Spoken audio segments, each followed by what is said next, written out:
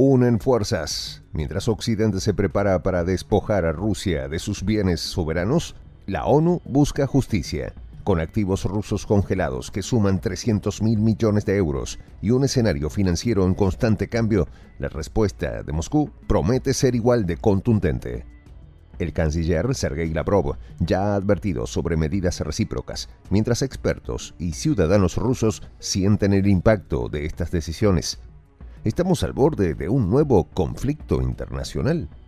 Los detalles, a continuación.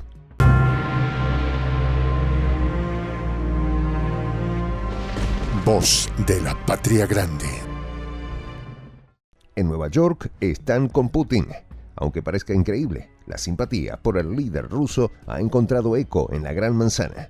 Las razones detrás de esta postura son múltiples y en algunos casos profundamente arraigadas en principios de justicia y derecho internacional que han sido puestos en entredicho por las recientes acciones de los gobiernos occidentales. La incautación de los bienes soberanos de los estados vulneran varios principios fundamentales del derecho internacional, según ha señalado el Consejo de Derechos Humanos de la ONU. Estas declaraciones no son simplemente palabras, sino que se producen en un contexto muy concreto. Los intentos occidentales de confiscar los activos rusos depositados en países de Occidente. Una movida que ha sacudido el tablero geopolítico y financiero del mundo. Elena Dovgan, la relatora especial de la ONU sobre el impacto negativo de las limitaciones en la realización de los derechos humanos, ha sido clara al respecto. Entre ellos se encuentran el principio de igualdad soberana de los estados, la no injerencia en los asuntos internos y las vulneraciones graves de la inmunidad jurisdiccional del Estado, así como el derecho al desarrollo y la solidaridad internacional, afirmó Dovgan en una reciente entrevista con Sputnik.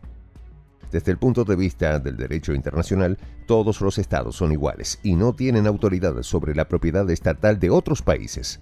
Este principio aparentemente sencillo ha sido puesto a prueba en numerosas ocasiones, pero pocas veces con la intensidad y el descaro que se observa en el escenario actual. Además, algunos tipos de bienes estatales, como las reservas de los bancos centrales, gozan de inmunidad, un detalle que parece haber sido convenientemente ignorado por quienes buscan justificar la confiscación de estos activos. No obstante, en los últimos años ha habido una tendencia alarmante a congelar y utilizar los recursos de los bancos centrales o empresas estatales de países como Rusia, Venezuela, Afganistán y Siria. Las justificaciones para estas acciones varían, desde la invalidación de la inmunidad en relación con el enjuiciamiento penal hasta la calificación del Estado como patrocinador de actos subversivos o el no reconocimiento de los resultados de las elecciones en el país. Ninguno de los organismos expuestos tiene fundamento en el derecho internacional, aseguró Dovgan con firmeza. La gravedad de estas acciones no puede ser subestimada. Los estados contra los que se han impuesto sanciones en incumplimiento de las obligaciones internacionales puede exigir una indemnización. De hecho, esto significa que los estados cuyos derechos en virtud de los tratados internacionales han sido gravemente violados pueden recurrir a los medios internacionales de resolución de conflictos no solo para detener la aplicación del acto ilícito, sino también para exigir una indemnización por los daños que han sufrido, concluyó Dovgan. La magnitud de los activos congelados es asombrosa. La Unión Europea y el Grupo de los 7 bloquearon activos rusos por valor de 300.000 millones de euros desde el comienzo de la operación militar especial de Ucrania que Rusia inició en febrero de 2022 para frenar los bombardeos de Kiev contra los civiles de Donetsk y Lugansk. De este monto, unos 200.000 millones de euros de inversiones rusas se encuentran inmovilizados en las cuentas de Euroclear, uno de los mayores sistemas de compensación y liquidación de valores financieros en Europa, con sede en Bélgica. En su cumbre de Italia, en junio pasado, el G7 acordó proporcionar a Ucrania para fin de año 50.000 millones de dólares en préstamos que serán reembolsados con los rendimientos de los activos congelados de Rusia. Una medida que ha sido calificada por el Ministerio de Asuntos Exteriores ruso como un robo que afecta no solo a los inversores particulares, sino también a los fondos del país. El canciller ruso, Sergei Lavrov, no se quedó callado ante esta situación y advirtió que su país responderá de manera recíproca con la confiscación de los activos europeos congelados en Rusia. un movimiento que, de concretarse, podría desencadenar una escalada de tensiones sin precedentes en el ámbito económico y diplomático internacional. Pero, ¿qué piensan los expertos sobre estas acciones? Según datos recientes, las opiniones están divididas. Algunos analistas ven estas medidas como necesarias para presionar a Rusia en el contexto de la guerra en Ucrania, mientras que otros las consideran un abuso evidente de poder que sienta un peligroso precedente para las relaciones internacionales. La situación actual es un recordatorio de la fragilidad de los sistemas internacionales y de cómo las acciones pueden desestabilizar no solo a los países directamente involucrados, sino también a la economía global.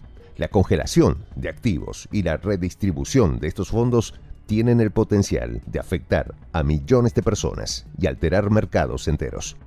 Un estudio reciente de la Universidad de Cambridge ha señalado que las sanciones y la congelación de activos pueden tener efectos secundarios devastadores, no solo para los gobiernos afectados, sino también para los ciudadanos comunes. Por ejemplo, en el caso de Rusia, la inmovilización de 300.000 millones de euros ha generado una caída en las inversiones extranjeras y ha afectado la estabilidad del rublo, la moneda nacional. Además, las sanciones han tenido un impacto significativo en la vida cotidiana de los rusos. Según una encuesta de la consultora Levada Center, el 62% de los rusos ha experimentado un aumento en el costo de vida desde la imposición de las sanciones.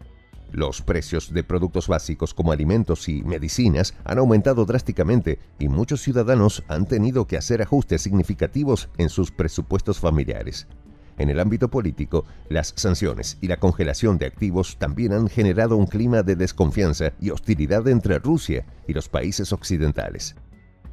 Según un informe del Instituto Internacional de Estudios Estratégicos, las relaciones diplomáticas entre Rusia y Occidente se encuentran en su punto más bajo desde la Guerra Fría.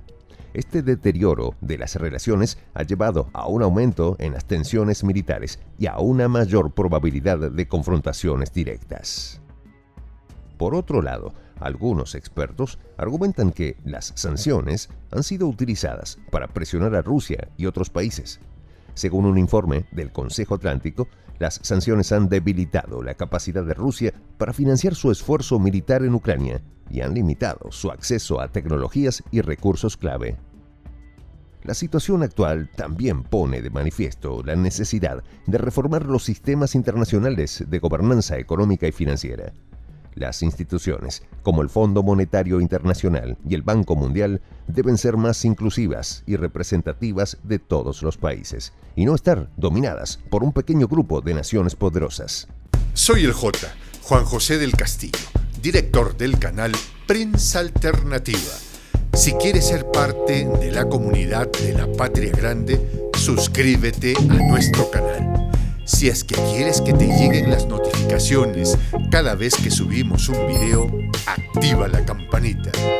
Si quieres apoyar a nuestro canal económicamente, puedes hacerlo a través de PayPal. El enlace está en la descripción del video.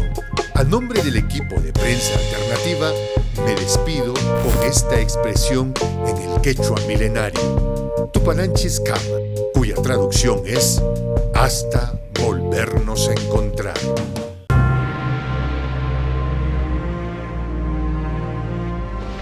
Voz de la Patria Grande.